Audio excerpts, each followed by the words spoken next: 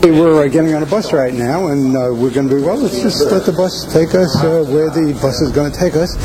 As we board the bus, keep in mind that the driver is on the right. There we go.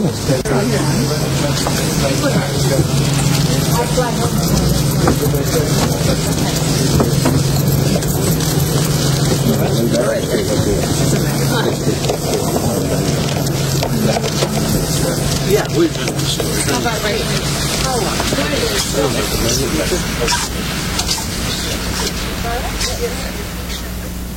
Nice sunny afternoon. My name is Ron, I'm your guide, and our driver is Mike. You probably may have learned on your way down that you're running 20 minutes late, so that's squeezing us a little bit. But we're trying not to make you feel that you're being rushed too much, but if you would just watch the times that we say, then I think we should be able to see everything that you will need to see of Bristol. Now we're going to Harvey's Wine Museum, as you probably know from your itinerary, and you'll have a conducted visit there. We do look at a few things on the way through to Harvey's, and if anyone has any questions when we get to Harvey's, anything else you want to ask about, please feel free to do so. Now we're coming up very rapidly to a rather beautiful church on our left-hand side, and this is the Church of St Mary on the Red Cliff, or St Mary Redcliffe as we call it in Bristol. What you're seeing is largely built between 1280 and 1380. The earliest portions of it are inside, which date back to about 1150. It could really rank as a cathedral if it's still anywhere else, but it's not our cathedral. Hopefully we'll show you that a bit later on towards the end of the tour. It's always been associated with the port of Bristol, and Bristol was the second most important place in the kingdom after London. And the port is based on the River Avon. And here we come to the Redcliffe Bascule Bridge, as it's known, and if you look to left or right, you'll be looking down onto the waters of what is known as the floating harbour. If you look along to the right, the bridge which is just at the far end of that view is Bristol Bridge, and from the Saxon words for the place of the bridge, being Brigstow, came the name Bristol, and it was changed over the years with many different spellings, but it now ends with just one L. And I should perhaps tell you that if you're not familiar with it, that when you speak to Bristolians or listen to them, they always put L's on the end of words where they shouldn't belong. So if your name is Monica, the chances are you'll be called Monaco. And if you think it's a good idea, it's an ideal. But we get used to it, we know the difference. Get it?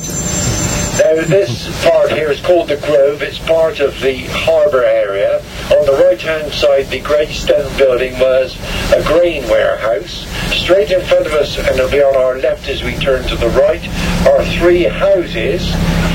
The centre one is now converted to a pub, and the warehouse to the left as we turn, that big one there, was once a tea warehouse.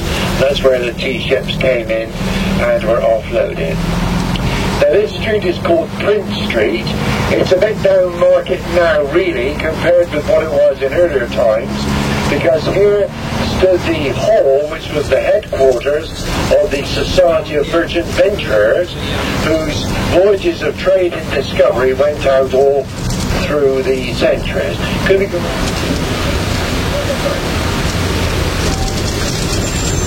We're going just around the island here, and when we get to the far side on our left, we have this range of pink buildings, and these are almshouses. Here they are on our left now, and they were constructed to house the people retiring from the slave trading runs going out from the port of Bristol. And the fortune of Bristol was made out of slave trading. Big building on our left was once the Library of Bristol. All the other buildings are dwelling houses that have been converted to pubs and restaurants, and one or two warehouses. And then just ahead of us here on our left labelled the Bristol Old Vic, is the Theatre Royal of Bristol behind that facade, the oldest continuing playhouse in the kingdom, dating from 1766. The big building just on our left now as we go by was once the headquarters of the Guild of Barrel Makers, the Coopers, but in 1970 that was made into the entrance foyer to the theatre. And the theatre auditorium is exactly as it was in the early days when it was constructed first, even down to the colour of the paint. Over on our right-hand side, the black and white building, just don't miss it as we turn, the Landauer Trow, dates from about 1660, and it was said that there Daniel Defoe met up with Alexander Selkirk, who'd been self-marooned in the South Seas, and after listening to Selkirk's story, Daniel Defoe then wrote Robinson Crusoe. Now we go to the left at the end here, and when we turn to the left, the buildings which are on our right-hand side, they're facing us now obviously, those buildings are all built on the line of the old city wall. The Saxons came to Bristol sometime between 577 and 978. By 1100 it was a Norman walled city. If we were following the line of the wall, we would go along and up to the right into that small turning, and just around the corner there at one time stood one of the entrance gates into the city. There's just one left now, all the rest have been destroyed. Now this street that we're in now is called Baldwin Street, and to show you how old the place is and the name of it, Baldwin was the father-in-law of William the Conqueror. Straight in front, and you may be able to see through the windscreen, the tower which shows above the trees on the very top of the hill there is the Cabot Tower, which was erected to commemorate the sailing from the port of Bristol of John and Sebastian Cabot in 1497 when they discovered Newfoundland. It took about 400 years for Bristol to make up its mind it was worthwhile commemorating, and they put the tower up in 1897. Just a thought over here, there's a Pizza Hut. Now as we go here, if you look on your right-hand side, you see where the gardens and the lawn is. Well, under there is another river, the River Froome. And as late as 1939, ocean-going ships tied right up in the centre of the old city. The water is undercover from Neptune, who's over on our left-hand side, then right up through. In the old days, of course, the sailing ships came in, and it would be possible when the port was full to make your way across from one side of the water to the other by crossing over the decks of the ships. Later on they put a drawbridge across, and the drawbridge near enough was where the central pathway is between the gardens. If you look up on the building over on the left-hand side, you'll see there's a model there of an Indian chief, and that is a replica of the figurehead of a ship, which at one time stood on an old building, which was destroyed in the air raids in 1940. Me and my girl are playing here, Angel O'Connor, Rebecca Thornhill, Musical of the Year. Every year, the Musical of the Year. People queuing up. There's our Pizza Hut on the left, the Boots Farm. Now as we move forward, if you look over on your right-hand side, you see the top of a church tower showing above the office building. That is a church dedicated to St. Stephen. It's now the parish church of Bristol, and it's rather unique because it's got about 40 square miles of sea within its parish boundary. And so it's really responsible for the seafaring people that come into the port of Bristol, but the port of Bristol now is about 6 miles away at the mouth of the River Avon, with a very large deep water dock at a place called Portbury, which is just the other side of the River Avon also. We're going up some narrow streets now. Here and left. Passing by another tour bus. Passing the Hatchet Inn. And we're at the Harford House, which probably is an office complex. It looks empty.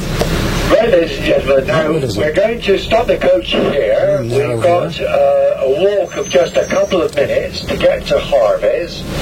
As I said, I don't want to rush you. I want you to enjoy your visit, but we do have to try and watch the time so that you can get something in after Harvey's as well. I think if we say that we will be doing our very best to be back on the coach by 2:20, as near to that as we can make it, and I'm going to get off the bus and I'll point out where the entranceway is, and when a few of you have started across, I will catch you up. Now, with just one word of warning, when you go round the corner, the traffic does come round from your right hand side, so do please be careful of the road just there. We are running late because there was some signal difficulties en route, and we stopped for about 20 minutes, so we have to hurry up just a little bit.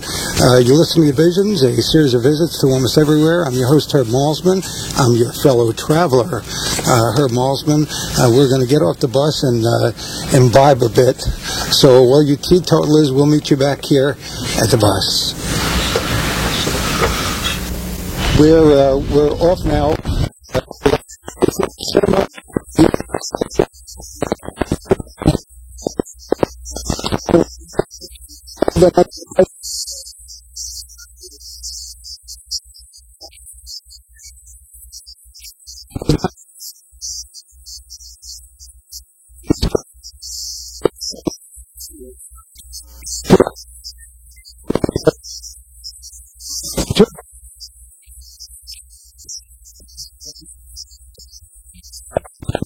Okay, do you enjoy it? I mean, you're constantly meeting people. As a Bristolian, to show it off. A Bristolian, that's ideal. Okay, idea. How many times have you been to Harvey's wine cellars now? Oh, hundreds, I suppose. And it's still very interesting, and you'll see inside some very fine examples of the glassware of Bristol. Bristol is a glass making centre, and I'm sure you'll enjoy that. And I've been in the glass trade as well, so it's a double joy for me to come and look at it every couple of weeks or so. You like coming here, and also I had to supplement your narration a bit, your guided tour, by mentioning that there's a Pizza Hut and a cinema, so we're very 94 also. Okay, we're going to head in now. Thank you very much, Ron Snook. Okay, you're very welcome. Thank you. Okay, we're in the Harvey's Winery and Museum now. We're passing by a plaque over here by appointment to Her Majesty Queen Elizabeth II wine merchants. And you have the casks here, the wine bottles. We're going down a spiral staircase, it seems, with a brass banister. Okay, if we hear the fire alarm ring sounding continuously, we'll leave by the nearest exit and report outside main entrance. And we're passing by. We're coming through again, bottles. Empty is here. They look like, no, they're not empty. Yes, they are empty. We're looking at various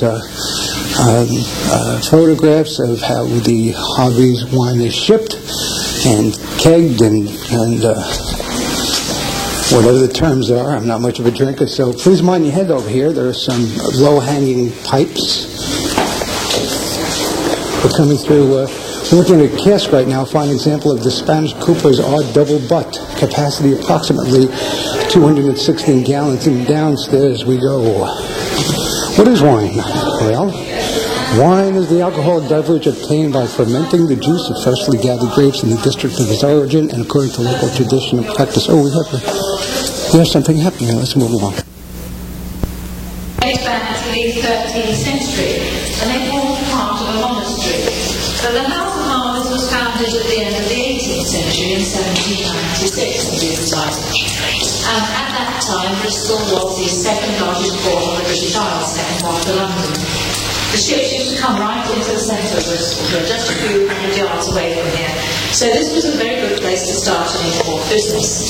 And John Harvey I, founder of the company, only had a few steps to walk down Denmark Street before he was able to inspect the box of sherry in the Vital Port, which came in on the ships from Spain and Portugal. The barrels were then rolled off these ships down Denmark Street and into these very cellars here. So we traded from these premises from 1796 until 1960. By that time we realised that these premises were getting a bit too cramped. It's difficult to get large lorries around the small roads in the centre of Bristol, and over coaches. So we decided to move out from the centre, and this left the cellars empty. The cellars were divided into two. In 1962 the restaurant was opened. The restaurant is behind you on the left, is a little door of the restaurant bar. As we are wine merchants, as well as sherry shippers, we're able to offer a very wide selection of wines. We have, I believe, over 300 items in the wine list. The restaurant. And I think somebody's actually left the wine list out there. So contrary to popular belief, we don't use it as our staff canteens tonight. Although the directors seem to make full use of the restaurant. The other half of the cellars that you're visiting was opened in 1965 as Harvey's Wine Museum. It's the only one of its kind in the UK, and at the moment about 20,000 people visit us a year. What we try and do in the museum is to tell the story of how wines are made, and also when you look around the museum you'll see it houses a very comprehensive collection of wine-related antiques. That's apart from paperwork here, of course. On your left-hand side here we've got various displays about how wine is made. Behind me here we've got a lovely collection of silver decanter labels. These were used to adorn the crystal decanters, which became fashionable in the 18th century. When you take a good look at them, you'll see the names not only of wines, but also of spirits as well. And there is a little section of sauce labels, with words like ketchup and catsup, not the December variety, and even one that says bloaters. And the ladies, if you please know, that quite a lot of the silversmiths were ladies, Hester Baker and Susanna Barker amongst them. Then next to the decanter labels, there was a very small collection of silver taster. As you know, these are little silver cups which are still used today, particularly in Burgundy and Bordeaux, to look at the density of colour of the wine. And then on the other side of the taster, where we have a collection of coasters and funnels. Also, just draw your attention to the butler's envy. This was a lock that you put on the top of a bottle, and you locked it. It stopped the butler drinking too much. We're having some sherry, by the way. I shall remove you walk through to the rest of the museum. On your way, you'll see a collection of antique glass wine bottles. Opposite the bottles is the Harvey family tree. And then a little further on, you've got a collection of Bristol bluegrass. Bristol is very famous for metal glass making. Apart from what I call industrial glass bottles and window panes, it made decorative glass as well. And Bristol blue is very famous. You had to come to Bristol to get the cobalt oxide, which was the colouring agent which produced a lot of Bristol blue colour. We have actually started producing Bristol blue again in Bristol, and we sell small quantities of it upstairs in our shop.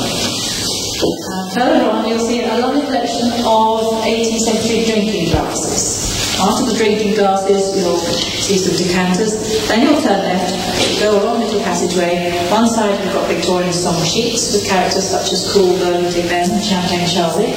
And on the other side you have some rather cutting political cartoons, mostly by Gilray, including one entitled The Gout, which is a warning to everybody. Then you come to an area where we've got bottling equipment, and then we invite you to go up.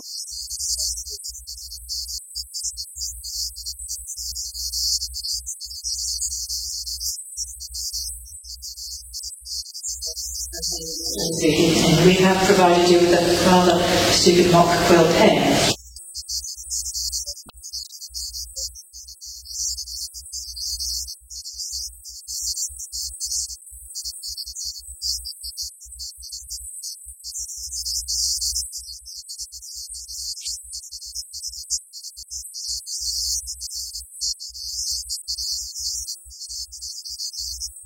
Wax on them. You had to get seed wax off first, and then use a brush to dust off any particles of dirt that was still on the neck of the bottle. So you eventually go back up the same way as you came in, and hopefully you'll stop in our little shop. And remember, it's Father's Day soon, so you might have something in the shop.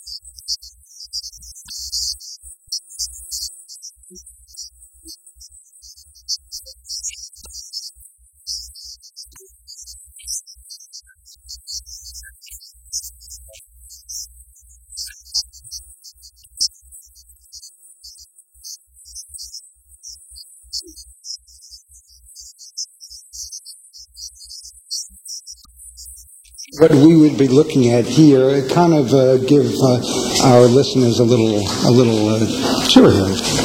Well, in front of me here we have a display which gives you the development of the wine bottle. You must remember that wine was imported into the UK in barrels for quite a few centuries. Everything was imported in cask. On the left-hand side we have a collection of leather and pottery.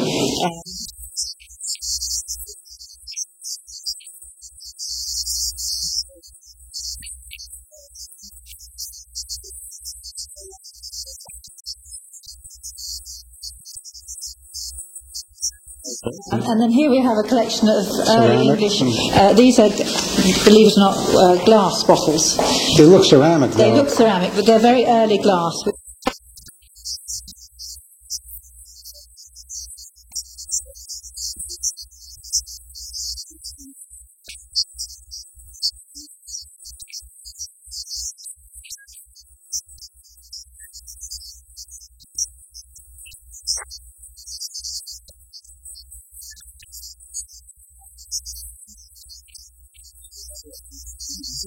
These are early port bottles.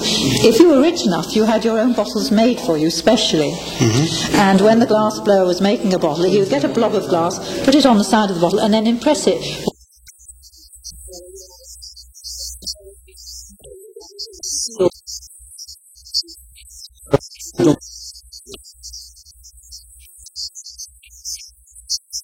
Is it translucent or transparent? Transparent.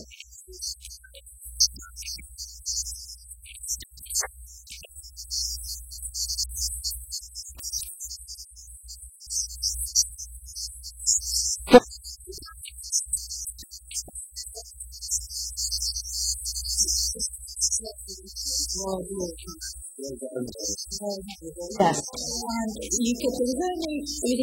William Cookworthy, who actually bought the supply of this cobalt oxide. It was called Schmolt, and he bought it after the 7 Years' War from the Saxon Schmolt Works. Schmolt. Okay. Yes. Moving along here. A derivative of cobalt oxide. Sounds like a Jewish fish. Schmolt. Okay, moving on. Late And also we have a 15th lovely century. purple colour as well, the King's Blue. That would be King's Blue. Yeah, that's called King's Blue, yes. And the green is great. Yes, that's green. I believe if you had copper oxide, you get green colour. The green, okay. Yes. And down below, this is very interesting. Yes, the this is a different colours. Victorian decanter divided into 4, so you could have 4 different liqueurs. Right. Try to describe color. To describe colour, it's very difficult to describe colour if you've never seen colour. I mean, blue, the sky, but if you haven't seen the sky, it's very difficult. Right. That is my. I don't know how to do it. That is my. Concentrating on that one, yes. Okay, moving Here we on. have That's a right. collection of 18th century drinking glasses. It was an Englishman Bristol in 1675. And these are early examples of drinking glasses. The experts call they're a bit like the balusters of the shapes of silver candlesticks or balusters. They're beautiful, and I'm sure very weighty. Very. Yes, they're very weighty. Very solid in your hand. Then you get much lighter and very engraved. Oh, glass this as well. guy must have had a good time. Yes, these are very large glasses. You drank a sip from the glass and then you pass it on to your next door neighbour. Can't do that today, No, though. you I can't mean, do that people would today, kind of no. shy away from Yes, that. I More know. green here. Yes, more green. And yes. this is lovely right here. Yes, this is rather splendid. This is a double coaster wagon. You've got silver and then you've got gold on top, silver gilt. Somebody like the Duke of Wellington would have a display Right. like this on his table. Well, we went to see the Crown Jewels the other day at Did Tower of you? London, and Oh, the lovely. gold and silver combination, Yeah. so it looks like the same combination there. Okay, Magnum decanter. That's right. Here we have the development of the decanter from something that I wouldn't give you twopence for, but never mind. We call carafe these days, Right. which is made of soda glass, which is slightly milky in colour. And then you have the lead crystal. Of course, lead crystal is much more brilliant than soda glass. It's more resonant and it's easier to engrave. Describe a lead crystal. I'm looking at Masonic decanter, and as you describe that, describe lead crystal. Well, lead crystal is a bit like the natural quartz. It's a brilliant glass, and It's transparent, yes, but it's easier to engrave. And this is Masonic. It's etched. It has, engraved? yes, it's engraved with Masonic emblems. Yes, I see the Star of David over there. Is that right? that's right. Yes. Okay. Yes. Okay, so moving along, I don't want to keep you... we're moving into the bottling and cooperage displays. Okay. But before that, we go through a tunnel. We have rather cutting political cartoons on one side. We've got a cartoon denoting Prinny. He waited so long to become king, he overindulged and everything. He's a rather bloated person there. And all the vices are alluded to in this particular cartoon, but I won't go into them all. But you've got eating and drinking for a start, and then debts of honour. Yeah, we seem to have just gotten a little interference. I just want to repeat that we're going through a tunnel with the drawings on either side, cartoon drawings, and we're heading for the cooperage displays, I guess. Okay, and some more. We're just kind of passing by various forms of gorging here. Boy, this guy's busy. Yes. And eating and drinking, and these guys are having a good time. And what is this over here? Well, this is meant to depict the gout, which is very painful. If you've ever had the gout, you'll really certainly know about it. Basically, it's crystals, uric acid crystals, which get stuck in the joints. And usually they get stuck in the joints around the big toe. And this is a lovely picture of somebody's foot with a kind of devil eating it. And it must be very painful. Not to knock it, but doesn't that come from overindulgence? Some people say that, but in fact you can get the gout without drinking one drop of alcohol. Okay, I'm just not. I'm not just saying, hey, but that's what I heard. Okay, this is rather lovely. This guy is having a bad day. Yes, he is. Yes, this is denoting the difference in duty between Scotland and England. And they were rather annoyed, so they hung this poor chap. Poor guy. What is hair of the dog? That's the hair of the dog that bit you. That's when you've had to have when you drink too much and the next day you still continue drinking. That's the hair of the dog. Okay, we'll work out that. Oh, this is very nice. Yeah, you're having a good time, huh? Yes, I'm having a good time. And no relation to the jockey. No, that's right. No relation to the jockey. Here we have a display of bottling equipment. On this side here, you've got a very, very early corking machine. Somebody used to sit astride the bench, used to compress the cork with this instrument here. I see. It's you made the cork in there. It's like there's a cutout, a cork shape, and it's like an iron, like you're just press. compressing the cork before you put the cork in the neck of the bottle, and then you've got a hammer and you bash the cork into the bottle. So it's a cork material that was shaped into that, right midway through this, sort of like an iron press, there's a cork shape, and then that's the way the cork is formed, and then, oh good, I figured that. So that's why I always need somebody with us. And then we've got a machine that compresses the cork and actually puts the cork into the bottle there. But of course in Spain, where we do all the bottling, we're far more automated nowadays. I'm sure. There's a photograph of them bottling in these cellars. That's rather, old-fashioned. And I see push bar to open. I thought you had a bar here, emergency exit only. Yes, that's emergency exit, yes. Okay, now we're going to the lecture area and Unicorn Tavern. Okay, now we have to please mind our head. Yes, we're going down a tunnel now and walking downward, sort of down a slope, sort of like an access slope. That's right. All the houses in the centre of Bristol, you must remember we're very near where the port was, and all the houses in the centre of Bristol have got cellars. The first cellar you came into dated back to the 13th century, 1230. And this cellar here is only 18th century. What's the relationship between the cellar and the port? To store goods. I see, okay. Store goods. Okay, got it. Okay, we're coming through a fight. There's this contrast between the old and the new all the time. Yes, the Tower of London, they were busy working but moving computers in, and the truck was there. So I love that relationship there, how the eras seem to be getting along just swell. That's right, yes. And here we're just coming into the Unicorn. Now this is a reconstruction of an Elizabethan inn, because it must be over 35 years ago, when these were still working cellars, the directors decided they wanted a convivial place in which to entertain their guests. Mm-hmm. It was difficult to offer their guests a glass of wine if they were watching somebody actually bottling it. So they commissioned the Unicorn.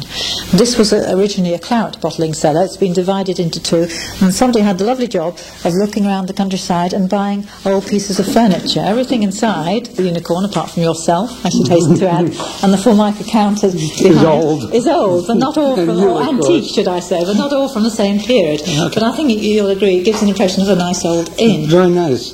I was kind of looking to have a pint somewhere in London where there'd be a grizzled old guy sitting, laying in the table, and guys drinking old drinking songs, but everything is brand new, so I couldn't find that image. I think I was looking for. Was there a we have a picture here of what the centre of Bristol used to look like. You see, that is the river there. There are two rivers. There's the Avon and the Froom in Bristol. And the ships used to come right into the centre of Bristol.